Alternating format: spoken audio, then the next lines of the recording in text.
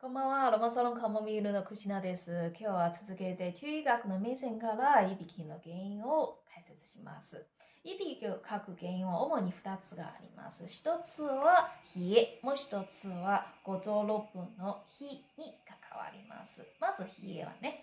で、五臓六腑の肺は呼吸に関わり、そして全身の気を司るとっても繊細な臓器なんですよね。冷たい空気は気道から侵入すると直に肺にダメージを与えてしまう。冷えている環境で肺の選抜と縮合作用はうまくできなくなります。それから中医学によると人間は三根七拍があります。根は五臓六腑の肝に宿り、拍は肺に宿ります。そして人間は寝ている時でも拍は働き続けています。肺の周り、冷えていると、七拍の中に呼吸を司る拍はね、うまく働くことができなくなります。いびきを起こしてしまう。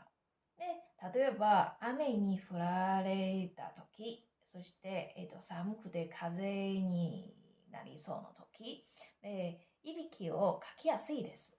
それから私たちの背中の肩甲骨の近くに肺湯というツボがあります。ここも冷えは体に侵入する道になりますね。で、背中を丸出しの洋服を着ると冷えてしまうので気をつけましょう。もし風邪になりそうで、そして手元に風邪薬がなかったら、調味料の花椒を10粒くらい水で茹でて、その花椒水を飲めば体の冷えを取り除くこともできます。それから、2つ目のポイント。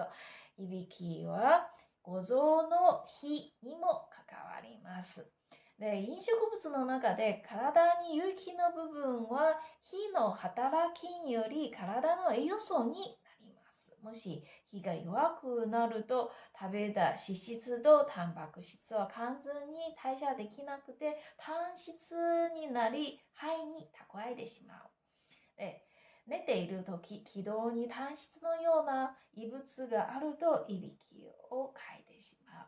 ということで、いびきを治したかったら食事の管理もしっかりしないといけません。ではまた。